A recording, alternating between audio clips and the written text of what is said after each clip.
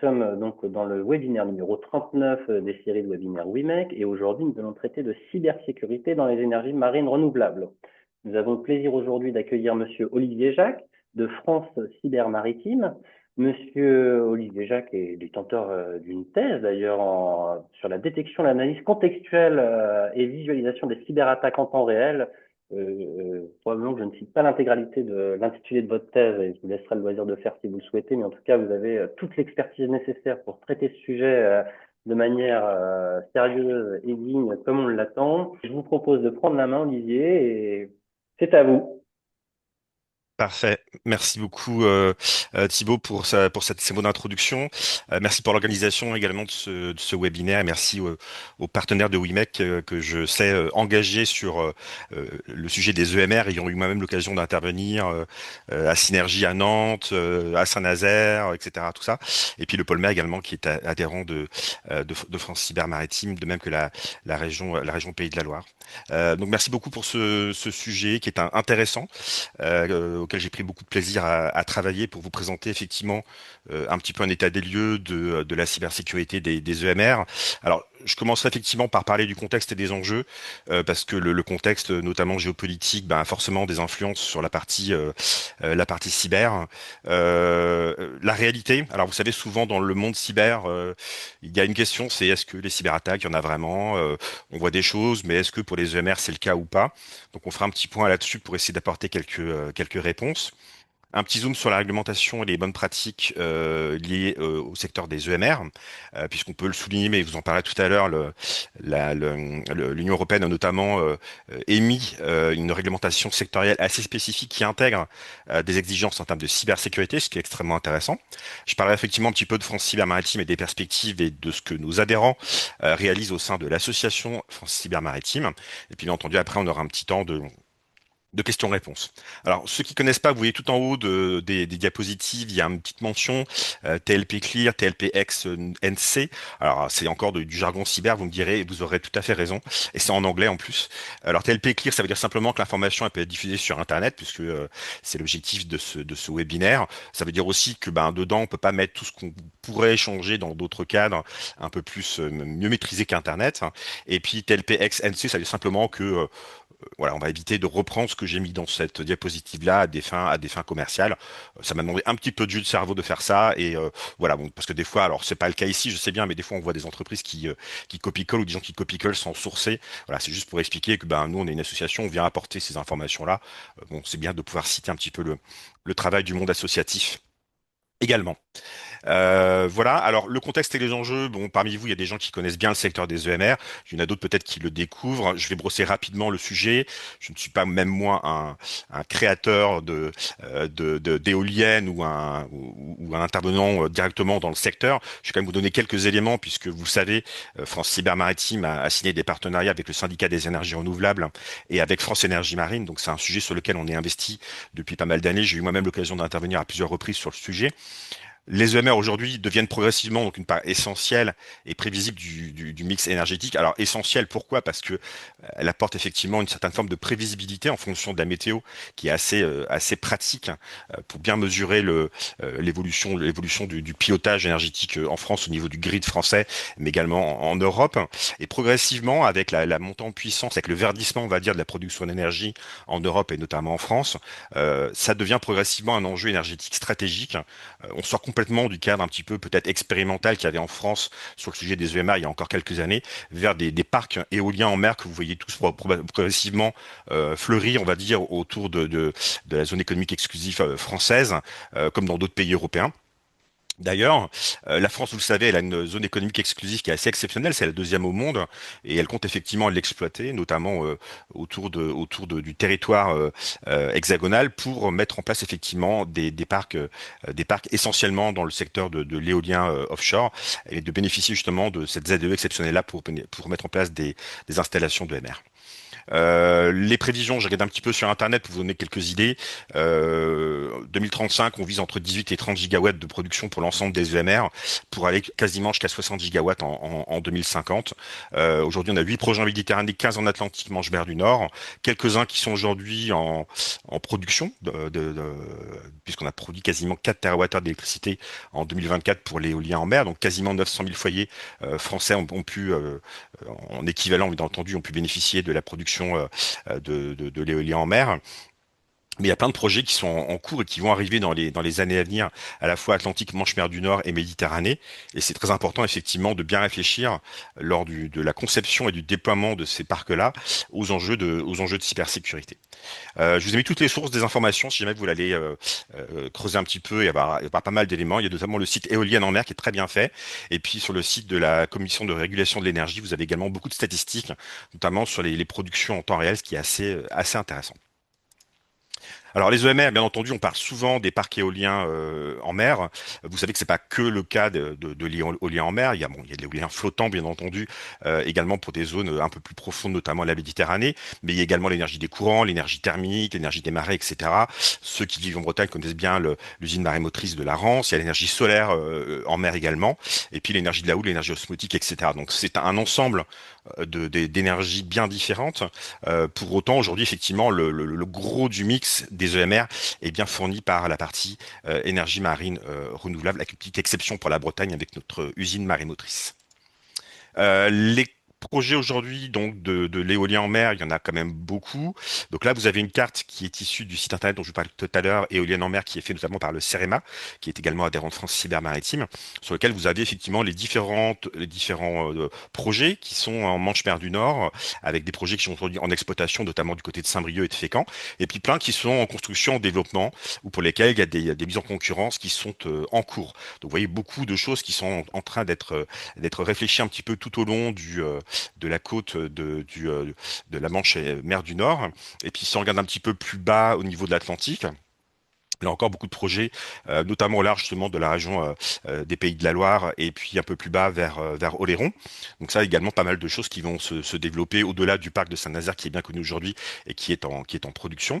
Et puis du côté de la Méditerranée, elle n'est pas en reste puisqu'il y a également pas mal de projets, notamment d'éoliens flottants qui sont en cours du côté de la Méditerranée. Donc voilà, on parle vraiment de temps un petit peu long parce que ce sont des projets vraiment qui mettent un petit peu de temps évidemment à se mettre en place avec beaucoup d'enquêtes sur l'impact sur l'environnement, etc. Tout ça. Mais voilà, c'est vraiment la réalité du terrain aujourd'hui. Donc beaucoup de projets à venir sur ce sujet-là. Les EMR, quelles qu'elles soient, elles ont un fort recours au numérique. Alors ça, c'est important de le dire. Pourquoi? Parce que on peut avoir l'impression, effectivement, en regardant un parc éolien de l'extérieur, que ben, c'est une éolienne, il y a peut-être des câbles, etc., il y a l'électricité, etc. Mais pour autant, la conception d'un parc éolien, c'est-à-dire ben, toute la partie ingénierie, on va dire, de la conception du parc éolien, l'exploitation, à la fois au sein des éoliennes, au sein des sous-stations, au sein des centres à terre, etc., au sein des navires qui assurent le soutien des parcs éoliens, et puis bien entendu pour la partie supervision, opération au quotidien du parc éolien, bah, il y a beaucoup de recours au numérique. Et puis vous voyez, j'ai mis une petite illustration également de la taille des éoliennes qui continue à croître avec quasiment 20 mégawatts de puissance en 2030 pour les plus grosses éoliennes. C'est quand même extrêmement conséquent par rapport à ce qu'on se faisait il y a simplement 15 ans. Donc le numérique, on le trouve ben, en mer, donc dans les éoliennes, dans les sous-stations. Vous avez quelques photos sur la droite. On le trouve à terre, bien entendu. On le trouve sous l'eau, puisque dans les câbles qui peuvent transiter entre un parc éolien et la terre, ben, il peut y avoir des fibres optiques, par exemple, qui transitent par là. Et puis également dans l'espace, puisque on peut avoir recours à des systèmes de télécommunication par satellite, comme vous voyez un petit peu en haut à droite de la diapositive, et également à du GPS potentiellement pour avoir des informations de temps précis dans le cadre des parcs éoliens. Alors, les intervenants sur les projets OMR, ils sont nombreux. Et vous savez que plus il y a d'intervenants sur un projet, plus potentiellement il peut y avoir des risques qui sont assez importants. Donc on trouve des acteurs publics, l'Europe, l'État, les régions, les différentes agences, services et ministères de l'État, des acteurs privés, des maîtrises d'ouvrage, des maîtrises d'œuvre, des sous-traitants, des banques, des assureurs, des équipementiers, des sous-traitants, des exploitants. Donc toute une kyrielle de gens qui vont travailler à ce projet complexe qui est finalement la conception d'un parc EMR et notamment d'un parc éolien en mer depuis vraiment les premières étapes jusqu'à à la fin et à son démantèlement. Donc ça, c'est important de comprendre parce que la responsabilité cyber, elle n'est pas que d'une entité, elle est vraiment répartie entre un certain nombre d'acteurs publics et privés qui peuvent avoir des approches différentes, qui peuvent être français, qui peuvent être européens, qui peuvent être internationaux et qui ont une sensibilité, qui ont des réglementations, qui ont des équipements très différents. Et donc, ça rend un petit peu l'homogénéité cyber et la mise en place de mesures cyber sur l'ensemble du parc assez complexe. En tout cas, c'est un beau défi qui est possible de relever, mais qui demande un petit peu de travail malgré tout. Alors pourquoi est-ce qu'on parle de cybersécurité des EMR? Alors déjà, la première question que l'on peut se poser, qui est tout à fait légitime, c'est est-ce qu'il y a une véritable menace aujourd'hui sur les EMR? Est-ce qu'il y a une menace cyber? Est-ce qu'il y a déjà eu des cyberattaques qui ont visé des opérateurs, des parcs, etc. Donc ça, c'est une vraie bonne question qui est intéressante. On peut s'intéresser aussi à la cybersécurité des EMR pour des raisons réglementaires, et on va en parler un petit peu tout à l'heure. Aujourd'hui, vous avez des réglementations au niveau européen notamment qui vous obligent à mettre en place un certain nombre de mesures sur le secteur notamment des EMR. Pour des raisons contractuelles, là c'est plutôt pour des sous-traitants, pour des entreprises, pour des concepteurs, où vous avez à avoir un opérateur qui va vous obliger contractuellement à respecter un certain nombre de mesures cyber. Si c'est le cas, c'est bien. Il faut voir lesquelles, bien entendu, mais c'est plutôt une bonne chose, c'est-à-dire que la cyber a été bien intégrée dès le départ du projet, puisque dans le contrat, il y a des clauses cyber qui peuvent figurer, mais c'est un vrai travail complexe. Hein, la contractualisation de mesures cyber, c'est pas forcément évident. Et puis, des fois, on parle avec des opérateurs hein, de parcs éoliens qui ont une parfaite connaissance des risques cyber. C'est très appréciable, notamment en France. Hein, on a quand même une bonne maturité au niveau cyber. Et ils nous disent, ben, nous, bien entendu, on a intégré la cyber dès le départ. Pourquoi? Parce qu'on intègre la cyber comme un risque à part entière, comme un risque d'incendie, d'accident du travail, un risque environnemental, etc., etc. Et donc, bien entendu, on a intégré la cyber dès le départ et il n'y a aucun problème là-dessus. Et donc, ils vont chercher effectivement à maîtriser le risque cyber, à réduire l'occurrence et les impacts du risque cyber, comme ils le font pour d'autres domaines.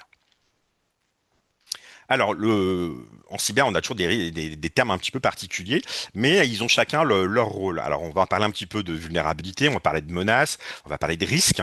Le risque, qu'est-ce que c'est finalement? C'est que vous avez un actif, en l'occurrence, ça peut être un parc éolien, une éolienne, un programme, une sous-station, peu importe. Cet actif-là, s'il est numérique, il présente généralement des vulnérabilités. C'est assez rare d'avoir des équipements qui sont vraiment invulnérables. Tous les ans, on trouve des dizaines de milliers de vulnérabilités sur des logiciels grand public. Donc c'est très très rare d'avoir des entités sur lesquelles il n'y a pas de vulnérabilité. Et quand on parle de vulnérabilité, elle peut être technique, elle peut être humaine, elle peut être organisationnelle. C'est pas que du code qui est vulnérable, c'est aussi d'autres processus qui peuvent poser des difficultés. Donc une vulnérabilité, un actif, et on se dit, ça c'est la réflexion dans l'analyse de risque, si une menace qui a la volonté, la capacité d'exploiter finalement cette vulnérabilité, eh ben, elle peut causer un impact sur mon parc, sur mon entreprise, sur un impact opérationnel en termes de production d'énergie, ce qui va entraîner des conséquences et un préjudice. Donc la menace, elle peut être volontaire, c'est-à-dire un acteur qui va vraiment vouloir attaquer, par exemple, un parc éolien ou un opérateur. La menace, elle peut être involontaire, c'est-à-dire bah, c'est un accident. C'était pas prévu, c'était vraiment voilà quelqu'un qui vient, je sais pas, apporter dans un parc éolien une clé USB qui a un code malveillant. Bah, il a pas fait exprès, il a pas vérifié, il n'a pas une bonne hygiène informatique, mais malgré tout, il voulait pas le faire exprès. Et la menace, elle peut être interne, elle peut être externe, et puis comme je vous dis, donc elle peut présenter un risque ou pas. Une menace qui existe, hein, mais qui n'a pas la capacité ou l'intention de réaliser cette exploitation sur la vulnérabilité d'un actif, elle ne présente pas de risque. Je vous donne un exemple. Vous prenez un PC portable, hein, vous le mettez dans un coffre à double tour avec des chiens de garde, des barbelés, des caméras, etc. Tout ça. Vous pouvez très bien avoir des gens qui vont dire bah, c'est trop compliqué, je vais pas y arriver. Donc voilà, la menace, elle est présente, mais elle n'aura pas de réalité. Le risque n'aura pas de réalité parce que ça va être trop compliqué pour elle. Elle n'aura pas la capacité d'aller attaquer cet équipement-là. Alors, les menaces actuelles que l'on parle, un peu tous sur le sujet des EMR, mais de manière assez générale, on a des menaces qui vont cibler spécifiquement le secteur de l'énergie de manière générale et potentiellement les EMR de manière un petit peu particulière. Ce sont des menaces en lien avec l'actualité, la géopolitique, donc des menaces étatiques. Avec des groupes d'attaquants qui se lèvent le matin. Bah, nous, on essaye de défendre le monde maritime et le secteur des EMR. Bah, eux, leur rôle, c'est d'attaquer. Donc, bah, voilà, ils sont organisés pour ça. Ils vont chercher à saboter des installations de production d'énergie, quelles qu'elles soient. Ils vont tenter éventuellement des opérations d'espionnage également pour récupérer de l'information, du renseignement, pour pouvoir éventuellement attaquer dans une deuxième phase. Au type de menaces dont on parle également un petit peu en ce moment, notamment avec le conflit entre la Russie et l'Ukraine, ce sont les menaces activistes. Les menaces activistes, elle est assez prégnante. Alors, elle n'est pas forcément méchante dans le sens où les impacts, ils peuvent être contrés assez facilement, ils peuvent être mesurés, et on peut trouver des solutions. Encore faut-il avoir des hébergeurs de qualité, mais ces gens-là, ils vont attaquer finalement pour des raisons politiques, c'est-à-dire qu'ils vont les revendiquer, notamment sur les réseaux sociaux, des attaques par déni de services distribués. Ils vont envoyer des quantités de requêtes très importantes sur des sites internet, soit des portails web ou des applications web que vous avez le plus souvent. Et à force d'avoir beaucoup de requêtes dans le serveur, il ne sait pas quoi en faire, il est surchargé et il tombe. Donc ça, ce sont des attaques en déni de services distribués, c'est assez fréquent, on en a tous les jours. Il y a quelques jours de ça, c'était des régions françaises qui étaient impactées un petit peu partout. Il y a eu des attaques dans les Pays-Bas, il y a des attaques en Ukraine, il y a des attaques en Pologne encore cette semaine, etc. Et c'est une forme de potentiellement lutte d'influence parce qu'on va montrer du doigt un peu les pays occidentaux en disant regardez ils sont pas bien sécurisés, etc., tout ça. Donc ça a quand même un impact sur l'image de marque, d'autant plus que très souvent ces attaques-là elles ont une forme de caisse de résonance avec les réseaux sociaux, etc. La guerre commerciale, il faut pas l'oublier. On a des super entreprises en France qui font des choses très pointues dans le secteur des EMR notamment. Bah, il y a des gens qui vont vouloir s'intéresser à cette connaissance-là pour gagner du temps, pour gagner de l'argent, et qui vont aller acheter des données qui pourraient avoir fuité de ces entreprises-là, qui vont mener éventuellement des actions de guerre économique, et qui vont, pourquoi pas, réaliser des atteintes également à l'image de marque des entreprises. Donc ça, c'est important, c'est l'intelligence économique, mais il peut y avoir une partie cyber dedans. Autre chose, donc des attaques non ciblées, des attaques par opportunisme. Opportunisme, c'est quoi? Ben, ma porte, elle est ouverte. J'ai oublié de la fermer le soir. J'ai un cambrioleur qui rentre et qui vole ma voiture ou qui vole ma télé. Ben, c'est un petit peu ça. Quand on laisse des portes ouvertes dans son système d'information, on peut avoir des gens qui vont les trouver et qui vont rentrer. C'est le cas notamment des attaques par rançongiciel dont on parle énormément, hein. On a eu des cas sur des hôpitaux, etc. Mais il y a eu des cas pour le secteur des énergies marines renouvelables, on en parlera tout à l'heure. C'est aussi des attaques aux faux ordres de virement. Vous avez probablement tous reçu des mails de phishing, etc., potentiellement ciblés. On vous demande d'aller changer un RIB, d'aller vous connecter sur un portail pour rentrer vos informations financières. Il y a beaucoup d'entreprises en France qui se font malheureusement avoir par ça, des chefs d'entreprise, des directeurs financiers qui se font avoir, etc., par ce type d'événements qui vont aller communiquer leurs informations bancaires ou les modifier. Et ça peut entraîner des problèmes effectivement d'ordre bancaire qui peuvent être assez importants, hein, de plusieurs centaines de milliers d'euros, voire de millions d'euros, parce que ça peut être vraiment très très bien fait. Il y a tout ce qui est intrusion, revente d'accès, etc. Et puis après aussi le secteur de l'énergie et des EMR peut être une victime collatérale. On en parlera un petit peu tout à l'heure, mais il y a des attaques actuellement sur les systèmes de positionnement par satellite, comme le GPS. Donc le terme global c'est GNSS, géolocalisation et navigation par un système de satellite en bon français. Des attaques sur l'AIS, des attaques sur les systèmes de télécommunication par satellite qui peuvent impacter les EMR. D'accord? Et puis enfin, faut pas oublier, on repose tous sur des hébergeurs. Vous voyez, typiquement, on fait une visio, là, on s'appuie sur un hébergeur qui nous permet de communiquer ensemble ce soir. Et ben, ces hébergeurs-là, ces sous-traitants, ces équipementiers, ils peuvent être victimes d'une cyberattaque eux-mêmes. Donc, ils ne sont pas directement dépendants du secteur des EMA, mais ils vous fournissent un service. Et quand ce service-là est pas bien réalisé, pas bien sécurisé, et ben, cette supply chain, comme on l'appelle, peut tomber. Et ça peut causer effectivement des impacts pour le secteur des EMR. Alors les fragilités des EMR, je vais pas trop en parler pour une raison simple, c'est que comme ce webinaire-là, il va être après diffusé sur YouTube, je vais pas vous faire une liste à la prévère de tout ce qui peut être attaqué dans le secteur des EMR, sinon, bien entendu, on m'en voudrait, ce serait tout à fait légitime. Donc si vous voulez avoir des informations plus précises sur quel type de vulnérabilités ont été exploitées ou peuvent être exploitées, nous avons quelques éléments, on peut vous donner des éléments plus précis, mais je ne le ferai pas ici sur Internet parce que ce ne serait pas très professionnel de ma part. Cependant, je vais quand même vous expliquer quelques attaques qui ont eu lieu dans le passé. ça je peux le faire, et vous donner quelques éléments. Donc la première attaque dont j'ai trouvé référence dans le secteur des EMR, elle date de 2015, elle a eu lieu en France. C'était une attaque par rançongiciel sur le système de pilotage d'une hydrolienne, qui a entraîné 15 jours d'arrêt de la production, hein, quand même, parce que c'était pas un événement qui était attendu en 2015. Voilà, c'est un cas précis. J'ai eu d'autres cas, je ne les ai pas tous cités, hein, je vous mets simplement quelques cas, hein. En 2022, un fournisseur, un concepteur de parcs éoliens, notamment d'éoliennes, qui a été victime d'une attaque par rançongiciel en Allemagne. Et il y a eu plusieurs centaines de gigaoctets de données qui ont été exfiltrées et mises en vente, hein, et qui ont été potentiellement rachetées par des concurrents, des États, etc. Et comme cet équipementier-là a refusé de payer une rançon, ce qui est bien, et ben, l'ensemble des données a été publié. Ça représentait 150 gigaoctets de données quasiment. C'était en 2022, notamment des projets sur des parcs éoliens en Allemagne. Ensuite, encore en Allemagne en 2022, on a eu une attaque dont vous avez dû entendre parler, de la réputée russe sur l'Ukraine, avec notamment le réseau de télécom par satellite qui s'appelle Kasat. Et ben, alors, je ne vais pas rentrer trop dans le détail, mais globalement, l'attaque a permis de mettre des zéros à la place d'un programme informatique dans les modems des systèmes de télécom par satellite. Et ces systèmes-là sont présents dans plein d'éoliennes pour assurer leur suivi à distance, et notamment dans des parcs d'EMR. Ben, quand vous perdez le logiciel qui vous sert à communiquer avec le système de satellite et avec votre installation à terre, ben, vous perdez la communication et le suivi des éoliennes en mer. Donc il y a eu plus de 5800 éoliennes impactées, notamment en Allemagne. On n'a pas les chiffres complets en Europe, hein, mais déjà 6000 éoliennes en Allemagne, c'est vraiment énorme. Et puis en 2025, beaucoup d'attaques par déni de services distribués. Il y en a eu encore très récemment sur un fabricant danois d'éoliennes. Et puis récemment encore, il y a quelques semaines de ça, sur un fabricant allemand d'éoliennes. Il y a eu 6 jours continus.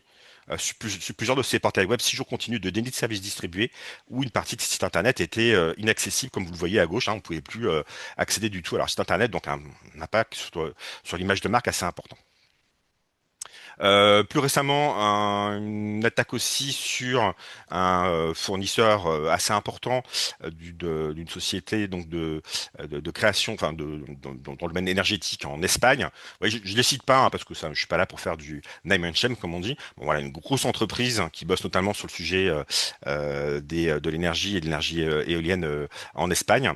Il y a eu donc du vol de données, etc. Tout ça. Et ce qui est assez surprenant peut-être, c'est que auparavant, en 2024 et en 2017, l'entreprise en question avait déjà été impactée par des cyberattaques, etc. Donc c'est un petit peu embêtant quand ça se reproduit en fait, etc. Alors suite à ça, je me suis dit, ben tiens, est-ce que l'entreprise aujourd'hui elle a corrigé un petit peu ces choses-là? Et j'ai été voir pour l'entreprise et j'ai constaté qu'il y avait eu 772 comptes de utilisateurs de cette entreprise-là qui étaient aujourd'hui compromis. Et la dernière compromission date du 26 avril, donc c'est tout récent. Donc c'est voilà des informations qui étaient en vente, hein, sur le web de comptes pour se connecter sur des applications de l'entreprise. Et j'étais voir une autre entreprise du secteur des EMR, donc je tairai également le nom, et j'ai trouvé effectivement, donc une européenne bien entendu, et j'ai fait trouver effectivement que 18 comptes d'employés étaient déjà compromis et 170 comptes de gens extérieurs à l'entreprise, mais qui avaient un accès au système d'information de l'entreprise. Et la dernière compromission date du 26 avril aussi. Donc c'est très très récent. Et donc voilà, on est en permanence à essayer de chasser, de trouver les vulnérabilités, de contrer finalement ces gens-là qui viennent vous attaquer et voler finalement vos identifiants et vos informations. Je passe assez rapidement sur la partie GPS. Vous savez que le GPS aujourd'hui, il y a un certain nombre de déni d'accès au GPS dans un certain nombre de zones. C'est le cas de l'Est de la Méditerranée, c'est le cas de la mer Noire avec le conflit entre la Russie et l'Ukraine, c'est le cas du nord de la Baltique et du golfe de Finlande. Il y a eu des cas très récemment en mer Rouge, il y a des cas dans le golfe Persique, il y a des cas un petit peu parfois en Méditerranée également. Ça entraîne des impacts aussi pour le secteur des EMR. Pourquoi? Parce que quand on déploie un parc d'EMR, généralement on va faire ce qu'on appelle du geofencing, le geofencing 3D, c'est-à-dire qu'on va mettre une forme de barrière virtuelle, bien entendu, autour des parcs EMR, et on va aller détecter les bateaux qui essayent de rentrer là, qui n'ont pas le droit de le faire, ou des avions qui pourraient potentiellement vouloir survoler de trop près les parcs éoliens. Et donc, quand les informations qui viennent du GPS ou de l'AIS, qui est un petit peu l'information de la position des bateaux, elle est falsifiée, bah, ça peut donner une fausse information aux gens qui protègent les parcs éoliens, et donc ça, c'est dangereux. Ça, c'est la partie émergée de l'iceberg. Ce sont les informations publiques. Il y en a bien entendu beaucoup d'autres qu'on ne voit pas. Pour vous donner une idée, des gens qui essayent de rentrer sur un site internet comme Sud France Cyber Maritime, il y en a 4 à 5 par minute. Donc là, c'est vraiment de l'information. Voilà, donc c'est souvent des robots qui essayent de rentrer. Ils n'y arrivent pas, mais malgré tout, ils tentent et c'est 4 à 5 par minute. Donc vous imaginez la quantité de tentatives de cyberattaque que ça fait par an pour l'ensemble des acteurs du secteur des EMR. Alors, qu'est-ce qu'on en retient finalement? Que vous soyez un représentant de l'État, un opérateur de MR, un concepteur, un fournisseur, un sous-traitant, un opérateur de maintenance, vous devez finalement d'intégrer la cyber comme un risque à part entière et dès la phase de conception du projet. Des fois, on a des gens qui viennent nous voir chez France Cyber Maritime qui ont déjà un projet qui est bien avancé et voir en opération, ils nous disent j'aimerais bien mettre de la cyber dessus. C'est beaucoup plus compliqué et potentiellement plus cher parce que le faire après que le système soit conçu, c'est vraiment compliqué. C'est faisable, hein, ça se fait, il faut le faire, mais c'est quand même plus compliqué plutôt que de le prendre vraiment en amont de la conception du projet. Donc certains l'ont compris, je vous ai dit, je suis pas là pour dire que personne ne fait de cybersécurité dans le secteur des EMR, c'est pas du tout ça. Il y a des gens qui le font et il y a des gens qui sont pris par plein d'autres complexités financières, administratives, opérationnelles, etc. et qui disent bon la cybersécurité, je verrai ça plus tard, j'ai pas le temps de le faire maintenant. C'est une prise de risque qu'ils font. Ça peut ne pas avoir d'impact, mais ça peut aussi avoir des impacts importants si c'est effectivement mal tombé et puis qu'ils sont victimes d'une cyberattaque. Alors la gestion des risques de mon point de vue, c'est que il est intéressant et important d'avoir une approche sur 3 domaines. L'approche sur les menaces, c'est ce qu'on a vu à l'instant, c'est-à-dire connaître les incidents qui ont eu lieu dans le secteur des EMR, l'incidentologie, connaître son exposition numérique aussi, c'est quoi mes systèmes d'information, où est-ce qu'ils sont situés, où est-ce qu'ils sont hébergés, etc. Une approche orientée risque. Les risques, c'est faire une analyse de risque en disant qu'est-ce que je voudrais pas qui arrive pour mon parc éolien. J'aimerais pas qu'il y ait un arrêt de la production, par exemple, c'est un risque majeur. Il faut le travailler dessus pour le réduire, le transférer auprès d'assurance ou l'accepter si on estime que le risque il est mineur. Et puis après, vous avez une obligation de conformité réglementaire qui peut être subie ou volontaire, liée à des règlements, à des lois, à des normes ou à des bonnes pratiques en termes de cybersécurité. Donc quand vous travaillez sur ces 3 aspects-là, vous avez une bonne approche en termes de cybersécurité. L'approche par la menace, c'est ça, c'est ce qu'on a vu tout à l'heure, très rapidement. Nous, on a recensé entre 20 et 30 cyberattaques publiques qui ont touché le secteur des EMR, des grands noms, des petites PME, des grands groupes. Tout le monde se fait surprendre parfois par ce type de cyberattaque. Donc voilà, on est tous concernés par ça. Des fuites de données commerciales, techniques, des rançons logicielles, du déni de service, comme je disais tout à l'heure. Je passe assez rapidement, mais vous aurez au moins les informations dans cette diapositive-là. L'approche par l'analyse de risque, c'est l'utilisation de méthodes d'analyse de risque.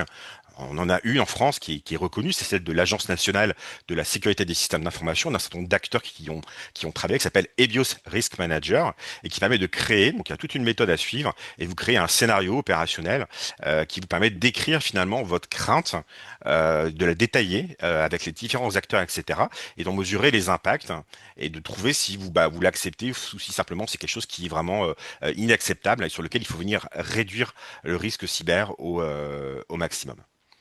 Un point important, dans la nouvelle version de la norme EBIOS, enfin de la méthode EBIOS, on a enlevé la partie un petit peu involontaire, c'est-à-dire la résilience informatique, la perte de résilience informatique. Donc votre hébergeur qui a un incident, qui a un incendie, etc. C'est important d'y penser. N'oubliez pas le risque de perte de résilience informatique liée à des accidents. Je passe assez rapidement sur la partie réglementation. Réglementation, ce qui est super dans le secteur des EMR, c'est que le Parlement européen et le Conseil européen ont mis un règlement qui s'appelle le NZIA, Net Zero Industry Act, qui date de 2024, que je vous invite à lire si ça vous intéresse. Et dans ce règlement-là, vous avez, ce qui est assez original parce qu'on ne le trouve pas partout, des exigences en termes de cybersécurité où on dit simplement que les pouvoirs adjudicateurs qui vont venir autoriser la création d'un parc éolien en mer, ils vont venir exiger de la part des opérateurs un certain nombre d'exigences donc de cybersécurité pour garantir que la conduite du parc éolien se fait conformément aux meilleures pratiques en termes de sécurité. Alors c'est pas extrêmement détaillé, mais ça veut dire quoi? Ça veut dire que l'accès au marché, il est lié à une démonstration de conformité avec des exigences applicables en matière de sécurité. de cybersécurité. Et ça, c'est extrêmement intéressant parce que il va falloir montrer par A plus B et démontrer dans les appels à projets là, qui arrivent, notamment en France, que la cybersécurité a bien été intégrée. Donc ça, c'est vraiment très intéressant. C'est le règlement NZIA, je vous invite à lire. Et puis après, vous avez d'autres exigences en termes de cybersécurité. La directive NIS-V2, vous en avez entendu parler, le Cyber Resilience Act pour les concepteurs d'équipements qui utilisent du numérique, la loi de programmation militaire pour les opérateurs d'importance vitale. Voilà. Donc le risque, on sait que la cybersécurité, c'est un petit peu contraignant, mais il faut le prendre comme n'importe quel risque. Il faut se dire que la cybersécurité, c'est pour protéger vos activités, votre personnel, vos savoir-faire, vos marchés, vos installations et votre réputation. Il faut aussi le voir comme un avantage compétitif. Pourquoi? Parce que les premiers qui seront conformes aux attentes cyber du NZIA dont j'ai parlé tout à l'heure, ils auront un avantage compétitif au niveau européen par rapport à des entités qui n'ont pas réfléchi aux enjeux cyber et sont pas capables de faire la démonstration de cybersécurité. D'accord? Et ce qui est intéressant, c'est que les solutions, elles existent. Et c'est, je parlais un petit peu que je terminerai. France Cyber Maritime, c'est une association loi 1901 qui a été créée en 2020, fin 2020, à l'initiative de pouvoirs publics et puis d'opérateurs privés, d'entreprises privées de cybersécurité du maritime qui ont dit il faut qu'on fasse quelque chose en termes de cybersécurité au niveau français. On peut pas rester en regardant le nombre de cyberattaques qui augmente finalement et à ne pas s'organiser et à pas travailler ensemble pour améliorer la cybersécurité du monde maritime. Et donc cette association-là, elle regroupe aujourd'hui une centaine d'acteurs français et bientôt européens, puisqu'on s'ouvre sur la partie maritime au secteur, au monde européen, un petit peu partout en France. Hein. Vous voyez, France Cyber Maritime, on est basé physiquement à Brest, mais on a un rayonnement qui est national, voire international. On a également une présence d'adhérents outre-mer. Et on va venir apporter quasiment l'ensemble des réponses, des solutions que des opérateurs de MR, des concepteurs, etc., pourraient avoir besoin en cyber, de l'accompagnement, de l'entraînement, de la formation. Toute la liste, elle est là, hein, de la détection d'intrusion, de l'entraînement, de la recherche et du développement, de la réponse à incident si jamais un système est compromis, de la cybersurveillance temps réel, etc., etc. Et ça, c'est pas directement nous qui le faisons parce qu'on n'est pas très nombreux au niveau des permanents chez France Cyber Maritime. Ce sont nos adhérents. Il y en a certains qui sont là parmi nous et qui justement viennent apporter cette expertise-là. On a la chance en France d'avoir un écosystème de cybersécurité qui est extrêmement dense, avec vraiment des très très belles entreprises qui nous sont enviées à l'international. Il y en a certains au sein de France Cyber Maritime et vraiment on peut répondre à vraiment une grande palette de besoins des gens qui travaillent sur le secteur des ENR. Très rapidement et concrètement, France Cyber Maritime, elle apporte des solutions assez innovantes. On fait de la recherche de vulnérabilité, ce qu'on appelle des bug bounty. Ce sont des opérations de chasse aux bugs. Donc, c'est-à-dire que vous allez donner votre système d'information à des hackers, donc des attaquants éthiques, des chercheurs en vulnérabilité, on va les appeler éthiques, qui sont français, que l'on connaît, qui sont enregistrés, etc., qui font un super boulot, qui font des démonstrations, je sais pas, aux États-Unis sur comment aller hacker une voiture électrique, voilà, et qui en France vont aller rechercher des vulnérabilités sur des systèmes d'information tels que des systèmes de MR, des systèmes portuaires, etc. Tout ça qui font un super boulot. Donc ça, c'est fait pendant 24 heures. Ils cherchent les bugs et s'ils en trouvent, ils sont payés. S'ils en trouvent pas, ils sont pas payés. On fait des jumeaux numériques également, c'est-à-dire on reproduit le fonctionnement d'un port, d'un bateau, d'un parc EMR sur un jumeau numérique pour pouvoir y mener des opérations qu'on pourrait difficilement faire sur des systèmes en production, mais aussi à des fins de formation et d'entraînement. Et puis enfin, on opère le CERT maritime. Alors le CERT maritime, qu'est-ce que c'est? C'est le Maritime Computer Emergency Response Team. C'est l'organe français qui est le réceptacle, on va le dire, de tous les incidents de cybersécurité qui touchent le monde maritime. C'est-à-dire que c'est un petit peu le CROSS pour ceux qui connaissent les Cross Corsen, etc., et qui viennent répondre un petit peu aux appels de détresse des navigateurs en mer qui ont des problèmes, quels qu'ils soient. Le MCERT, c'est un petit peu pareil. On nous envoie des mails de phishing, on nous dit j'étais victime d'une cyberattaque, comment je fais, par où je commence, etc. Donc déjà, on fait cette partie-là réponse. Et puis surtout, on partage l'information. C'est-à-dire que les informations qui nous remontent, si les gens sont d'accord, bien entendu, on va les rediffuser après à l'ensemble de nos adhérents pour qu'ils soient conscients de ce qui se passe, pour qu'ils aient l'information, de manière à ce qu'un incident qui ait lieu, je sais pas, dans le nord de la France, il ne vienne pas impacter un parc d'EMR à Saint-Nazaire ou une entreprise en Méditerranée. Donc ça crée un réseau de confiance au sein duquel on partage l'information. Pour conclure, France Cyber Maritime, on a un certain nombre de partenariats, vous avez vu, avec des régions, avec la Marine nationale, avec le syndicat des énergies renouvelables, qui a été signé il y a quelques mois de ça, avec la gendarmerie maritime, qui dispose d'un service d'enquête spécialisé pour faire les enquêtes complètes et poursuivre les attaquants, parce que les attaquants, il faut les poursuivre, il faut porter plainte, c'est important, il faut pas les laisser en disant j'ai été victime d'une cyberattaque, je sais pas, d'une arnaque quelconque, et tant pis, j'ai pas le temps, etc. Il faut vraiment les poursuivre Parce que si on ne les poursuit pas, derrière, ces gens-là, ils continuent à nuire et à attaquer d'autres entités. Voilà, j'en ai terminé. Je voulais laisser un petit peu de temps pour les questions. S'il y en a, je serais content d'y répondre. Donc, ben, n'hésitez pas si vous avez des questions sur France Cyber Maritime, sur le CERT, sur la menace, sur les EMR, sur les bonnes pratiques. C'est maintenant à vous de les poser. J'essaie d'y répondre du mieux que je peux. Parfait. Ben, merci beaucoup, Olivier, en tout cas, pour cette présentation. Là, je vous rappelle, les questions, n'hésitez pas à nous les faire remonter en cliquant sur la partie questions-réponses et vous nous les exprimez et on y répondra. Le temps que ça arrive, si ça n'arrive pas, moi, je vais vous en poser dans ces cas-là, Olivier. Vous me parliez de bug bounty, là, ça m'intéresse pas. Si jamais on souhaite, enfin tout m'intéresse, mais si jamais on souhaite subir ce type de test, par où on commence? On vous appelle, on vous contacte, c'est quoi? Comment ça Alors, marche? alors c'est intéressant votre question. Quand on veut tester un système d'information qui est soit en projet mais assez proche de la fin peut-être, enfin, qu'il y a une réalité, soit en phase un système qui est déjà en production, on a plusieurs possibilités de réaliser ce type d'évaluation. Euh, alors généralement, ce qu'on fait, c'est des audits. Donc des audits, c'est quoi? Mhm. On envoie une équipe de 3, 4, 5, 6 personnes spécialisées qui vont aller auditer la partie organisation. Est-ce qu'il y a des procédures qui ont été écrites? Est-ce qu'il y a une analyse de risque qui a été faite? Et puis qui vont voir aussi la partie technique, c'est-à-dire est-ce qu'il n'y a pas des vulnérabilités Windows qui n'ont pas été corrigées? Est-ce que les mots de passe ont été changés? Enfin, là je simplifie un petit peu, mais ça va beaucoup plus loin que Ah, ça, et qui font un ensemble de recommandations. Donc ça, c'est la partie audit.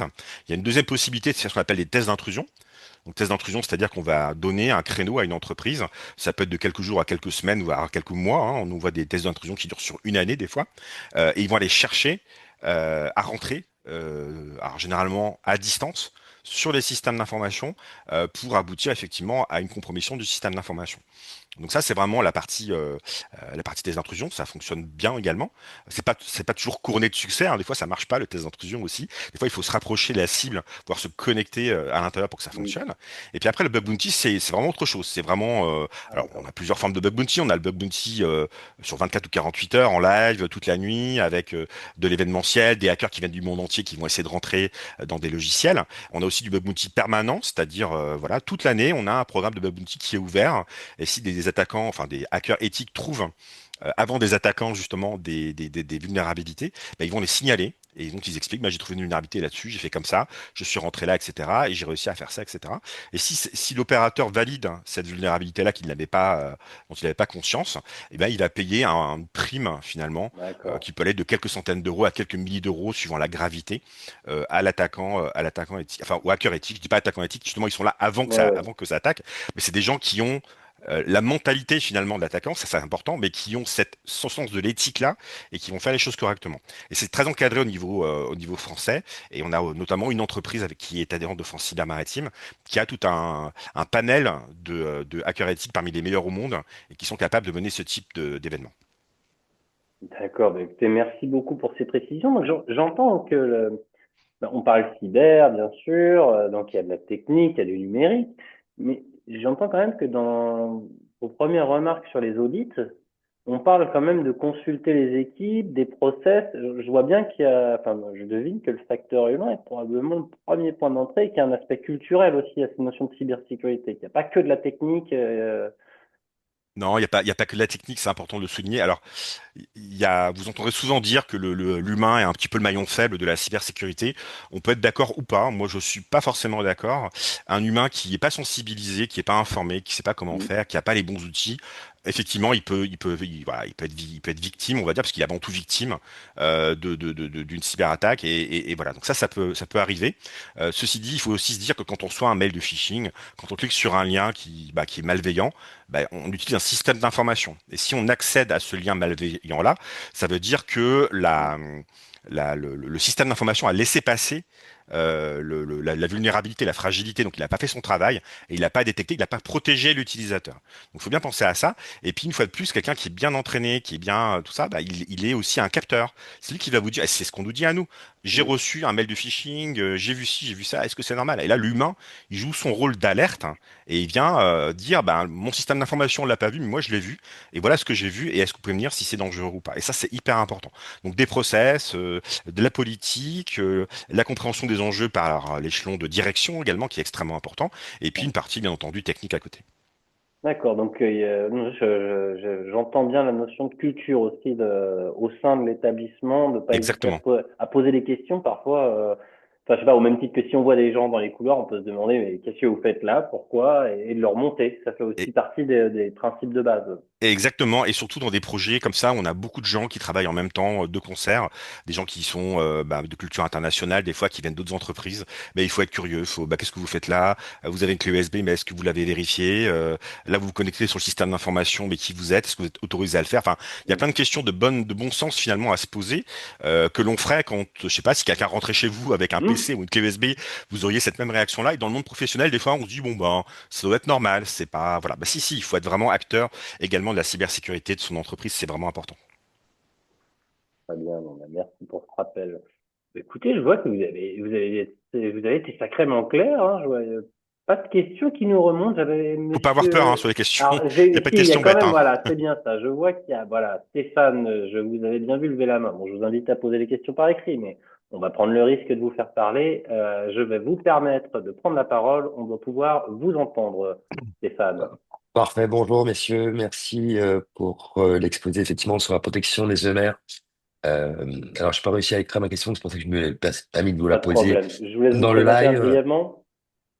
Comment? Je vous laisse vous présenter brièvement, nous dire qui Oui, vous êtes. pardon, je m'appelle Oui, Stéphane et moi je suis spécialisé sur ce qu'on appelle les contre-mesures électroniques. Donc, c'est tout ce qui est recherche de micro et tout ce qui est voilà, lié à la partie radiofréquence. très bien. Et ma question se porte donc plutôt sur ce sujet. Donc, en fait, c'est sur la partie détection en mer des éoliennes. Et en fait, c'est sur la partie donc analyse, en fait, la détection de la menace sur la partie, on va dire, soit radiofréquence, soit partie physique, parce qu'on a parlé beaucoup, bien sûr, de la partie virtuelle. Et je remercie effectivement la France Cyber Maritime du travail qui est fait chaque jour, voilà, pour protéger nos enclaves. Mais voilà, ma question, pardon, plus précisément, c'est aujourd'hui, quels sont les moyens de protection existants ou qui pourraient être développés dans les futures années sur la partie détection, soit radio des menaces en mer, sur les EMR, ou des projets de développement de solutions techniques de type drone sous-marin, voilà, pour la détection et la neutralisation de menaces sous-marines.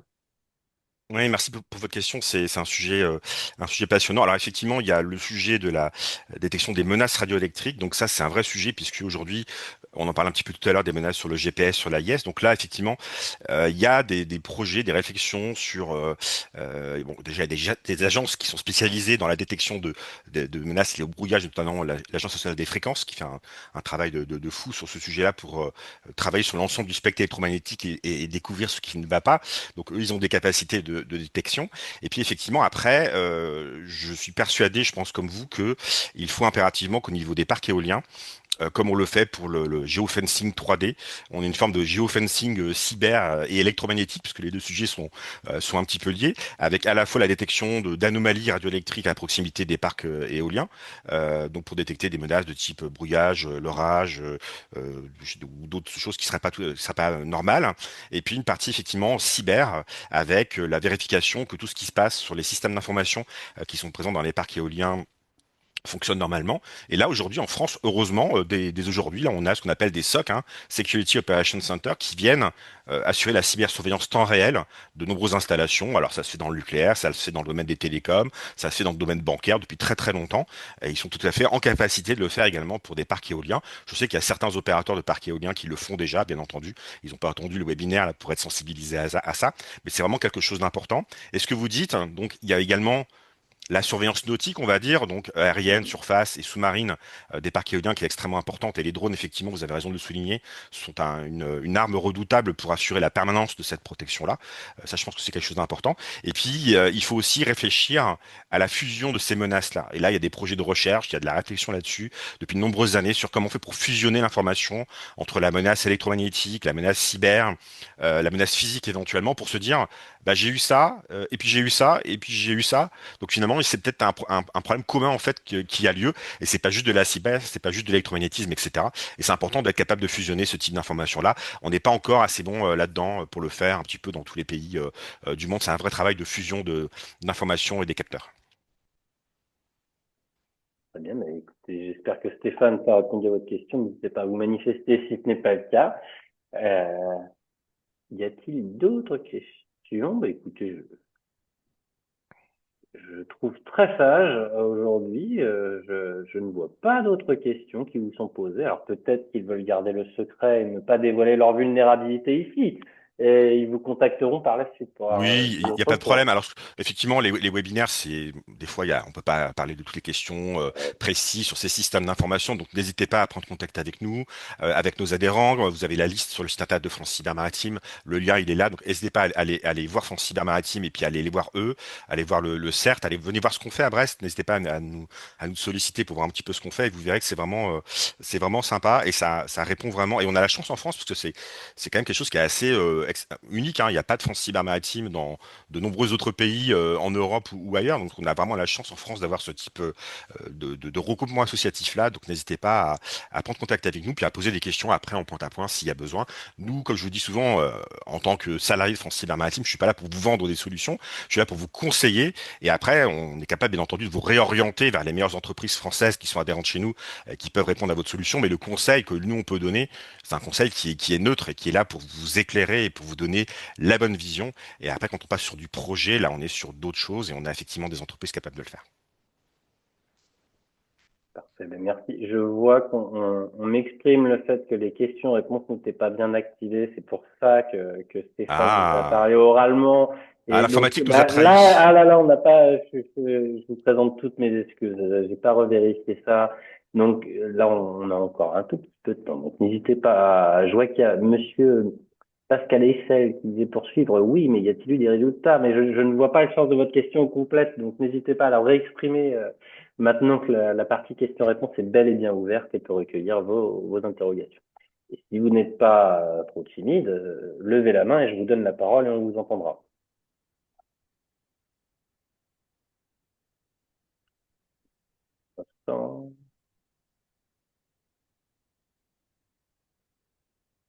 Eh bien, écoutez, dans ces cas-là, je ne vais pas monopoliser le temps de chacun, malheureusement, pour remonter cette question. Pascal vous inviterai dans ces cas-là à nous en faire part par écrit si vraiment vous le souhaitez. Effectivement, n'hésitez pas à nous remonter. Ah, voilà, Pascal, on voit. Y a-t-il eu des résultats aux poursuites? Genre, trouver les responsables. Mais oui, oui, oui, c'est bien. Une fois qu'on identifie, effectivement, qu'est-ce qui se Oui, passe? La répression, et effectivement, en plus, je pense que Pascal, probablement, vous inquiétez il est probable que tout ça, ça puisse se passer à l'autre bout du monde. Donc, quel droit s'applique? Comment les ouais, alors poursuit? Voilà. c'est un sujet qui est Merci, passionnant. Pascal. Ouais, merci de cette question parce qu'elle est vraiment hyper Oui, intéressante et vous avez vraiment raison de la poser parce qu'on parle quasiment tous les jours maintenant à la télé de cyberattaques. Moi, ça fait plus de 20 ans que j'ai commencé en 99, la sécurité informatique, donc c'est pas tout jeune, mais on en parle maintenant quasiment tous les jours à la télévision, sur les chaînes nationales, et on se dit ça n'arrête pas, ça n'arrête pas, ça n'arrête pas, ça n'arrête pas. Et pour autant, oui, oui, il y a des efforts qui sont faits, il y a des réussites, il y a des groupes qui sont démantelés. Il y en a encore eu, il n'y a pas si longtemps que ça, des groupes notamment dans la partie rançongiciel. Si vous avez bien regardé, il y a eu des publications de l'État français sur des modes opératoires qui ont visé des infrastructures critiques en France, qui a fait l'objet d'une imputation à un pays que je citerai pas, mais vous pourrez aller voir ça sur le site de l'ANSSI, et qui montre du doigt, etc. Donc oui, des fois, on arrive à identifier les gens. Alors c'est pas toujours évident dans le monde cyber parce que ben derrière l'ordinateur, derrière l'adresse IP, ben souvent il y a une sorte de mystification et on sait plus trop qui a fait quoi et tout, mais c'est faisable. Il y a des gens qui sont identifiés, qui sont recherchés par les services français, par les services européens ou internationaux comme Interpol, Europol, etc., justement pour des cyberattaques. La seule chose qui est extrêmement importante, c'est qu'il faut déposer plainte. Si vous ne déposez pas la plainte et si personne ne dépose plainte, il n'y a pas de poursuite, hein. Et même une petite tentative, un truc qui est pas normal. Alors je dis pas qu'il faut y aller tout le temps quand vous recevez un mail de phishing, mais moi j'ai déposé plainte une fois sur une tentative d'usurpation de mon identité. Et je l'ai fait. J'aurais pu dire bon c'est pas grave, je verrai ça une autre fois. Non, j'ai été le faire parce que si personne ne le fait, eh ben finalement les services de police sont pas au courant, ils peuvent pas enquêter et voilà. Et donc c'est important de le faire ça. Et des fois on a des réussites. On a des enquêtes internationales qui sont menées. J'en connais une actuellement qui est menée en Europe dans le secteur maritime et qui a été. Alors c'est assez long. Le temps judiciaire est assez long parce que ben il faut respecter des procédures, il faut avoir des informations, il faut récolter des preuves, etc. Donc ça peut être assez long, notamment quand c'est international, puisque les attaquants des fois ils viennent pas de France, hein, ils viennent d'autres pays. Il faut être capable de les identifier, de les poursuivre etc. Mais ça arrive et plus qu'on ne le croit.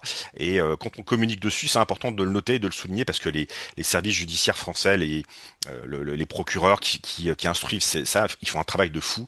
Et les enquêteurs également des différents services, que ce soit gendarmerie, police, etc.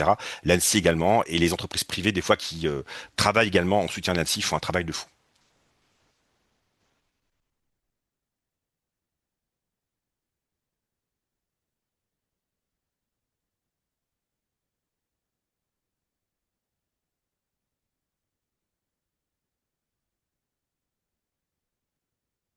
Alors Thibaut, ton micro est coupé. Merci Mathilde. Pardon, j'allais reprendre la question de Mariam, donc vous m'arrêtez si jamais je ne traduis pas bien ce que vous souhaitez exprimer. Comment être acteur, je pense, de cette chaîne de sécurité? Quelles sont les bonnes appropriations ou pas? Y a-t-il des freins majeurs à la mise en œuvre, je pense, de procédures sécurité? Et Alors, être acteur, bah, déjà, il faut être convaincu. Ça paraît tout bête, hein, mais on trouve encore, alors, de moins en moins, mais on trouve encore des fois des gens qui nous disent, c'est pas un vrai sujet, la cyber, vous m'embêtez, enfin, j'ai pas d'argent, j'ai pas de moyens, etc. Donc, oui, c'est compliqué, oui, ça demande des ressources, hein. Oui, c'est un vrai travail, mais il faut y aller. Après, une fois qu'on est acteur, le caractère un petit peu de dynamique, il se fait par la vie associative, il se fait par les contacts qu'on a interpersonnels, par le réseau qu'on a par des événements. Il y a plein d'événements en France qui se font autour de la cybersécurité. Il y a des campus cyber maintenant dans toutes les régions. Vous avez des certes aussi au niveau régional. Vous avez des salons, etc. Il y a plein de choses qui se font au niveau acteur. Et puis après, il y a un rôle d'évangélisation. C'est un petit peu le rôle de France Cyber Maritime. C'est un rôle d'aller expliquer que chaque personne peut être acteur à son niveau et peut faire bouger les lignes et faire bouger les choses. Et ça, c'est extrêmement important. Et les freins, ils sont essentiellement ouais, bah c'est de la cyber, c'est compliqué, c'est de la technique, tu peux pas comprendre. Non, en fait, la cyber, ça s'explique aussi de manière assez simple, hein, quand on veut. C'est pas que de la technique, c'est de la technique. Il faut pas oublier la partie technique. Mais c'est plein de choses. Il y a des gens qui ne font jamais de technique en cyber et qui bossent sur la partie d'analyse de risque organisationnelle, travail au niveau des DS, des directions des systèmes d'information, au niveau de la direction des entreprises. C'est extrêmement important. D'accord? Donc voilà, être acteur, c'est vraiment effectivement essentiel. très bien. Et là, je vois une question, je pense, qui fait référence un peu au sujet précédent. Il nous questionne de savoir s'il y a des échanges d'informations au niveau international. On ne Alors parle pas oui, d'échanges d'informations piquées, mais on parle bien, je pense, des informations liées au pénal pour aller poursuivre les gens. Voilà. Alors, effectivement, il y a plusieurs types d'échanges d'informations. Nous, France Cyber Maritime, alors vous avez bien compris, hein, c'est toute chance de la question d'ailleurs, c'est que le cyberespace, il se limite pas à la France, d'accord? Les Oui. attaquants, ils peuvent venir de tous les pays, ils peuvent mener des attaques en Asie, aux États-Unis, etc. Donc, il y a un besoin d'échange au niveau international. Et France Cyber Maritime a signé des conventions de coopération, notamment avec les États-Unis, avec la Norvège et avec Singapour, pour vous donner une idée. Ce qui nous permet d'avoir de bonnes informations qui proviennent d'Asie, qui proviennent de la Norvège, qui est quand même un gros pays, un important pays maritime, et puis également des États-Unis.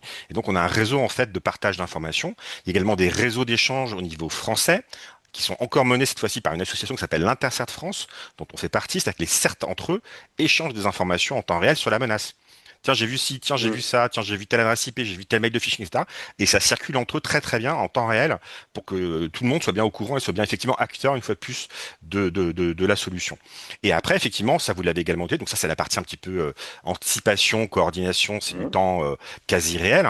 Et puis il y a le temps long, il y a le temps judiciaire, il y a le temps de l'enquête.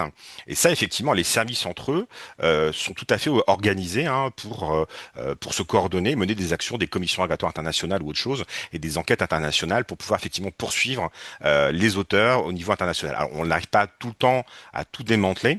Ça prend du temps, comme je vous le disais, mais par contre, quel soulagement finalement et quelle Mm. victoire quand vous vous dites qu'un groupe de rançongiciels contre lequel vous avez lutté il y a 2, 3 ou 4 ans est tombé. Et souvent, ils arrivent à saisir des biens, notamment en crypto-monnaie, etc., et à récupérer plein d'informations. Donc, c'est quand même des fois un vrai soulagement aussi à ce niveau-là. Très bien, bah, c'est assez rassurant de voir quand même que c'est organisé en réseau. J'en doutais pas, mais c'est encore mieux quand on l'exprime comme ça. Bah, écoutez, Olivier, je vous remercie vraiment en tout cas pour toute Merci cette à vous. mine d'informations que vous nous avez apportées. Je constate que nous n'avons plus de questions qui apparaissent, mais n'hésitez pas, si vous en avez par la suite par écrit, on fera notre possible pour y répondre et vous les communiquer. Je pense que vous aviez d'ailleurs communiqué vos coordonnées directement sur la première slide, si je ne dis pas de bêtises, mais Oui, et pas tout notre site internet, on nécessaire, a les voilà, formulaires, on a tout ce qu'il faut pour nous contacter, il n'y a pas de exactement. souci. Ouais. Excusez-moi Thibaut, il y avait une dernière question qui vient d'apparaître. Ah ben oui, oui, oui, à 5h58, on y arrive. Avez-vous un plan d'action spécifique pour la prise en compte de la réglementation NIS2-NZIA? Eh ben, Là. c'est encore une fois une bonne question. On a que des bonnes questions aujourd'hui, hein. Ben Franchement, oui, elles arrivent, ça y est. c'est vraiment chouette. Alors, Nice 2, oui. Alors là, il y a un plan d'action qui est mené même au niveau au-dessus de nous, hein, par l'ANSSI, l'Agence nationale de la sécurité des systèmes Mhm. d'information, puisque le Nice 2, je rappelle simplement rapidement, Oui, c'est comme la Nice 1, c'est simplement que le seuil du nombre, enfin comme la Nice 1. Je simplifie un petit peu, mais c'est le nombre, le seuil en fait de nombre de salariés dans l'entreprise à partir duquel cette directive-là va s'appliquer. C'est une directive qui est assez d'accord. ambitieuse. Et là, globalement, je vais encore faire assez simple, simplifier les choses, mais au-delà de 50 salariés aujourd'hui, les entreprises de secteurs, notamment dans le secteur énergétique, vont devenir des entités régulées et concernées directement par la NIS2. Donc, il y a des choses qui sont faites pour accompagner les entités par les associations professionnelles au niveau national, les syndicats d'armateurs, les syndicats des énergies renouvelables aussi qui bossent là-dessus. On bosse avec eux également sur le sujet. Il y a des actions au niveau de l'ANSSI qui sont menées. Nous, au niveau de France Cyber on a effectivement fait pas mal de communication auprès de nos adhérents sur le sujet lors de nos webinaires. On diffuse de l'information, etc., pour qu'ils comprennent bien les enjeux et qu'est-ce que ça va changer pour eux. Et après, au-delà de l'aspect sensibilisation, eh bien, on a des acteurs au sein de France Cyber qui sont capables d'aller mettre les entités, de les accompagner pour leur mise en conformité au niveau de la NIS 2. Et pour le NZIA, c'est aussi un bon sujet. Donc là, on est en train de rédiger avec le syndicat des énergies renouvelables Mhm. et France Énergie Marine un livre blanc justement sur la partie alors qui couvrira la partie NZIA, mais pas que, qui sera vraiment plus global aux énergies marines renouvelables pour bien faire un état de l'art un petit peu et pouvoir diffuser un document complet sur ce sujet-là. Et après, il y a un travail qui est fait également par Bercy sur le sujet justement parce que la partie un petit peu administrative va être gérée au niveau des ministères et donc il faut s'attendre dans les mois à venir, je pense, des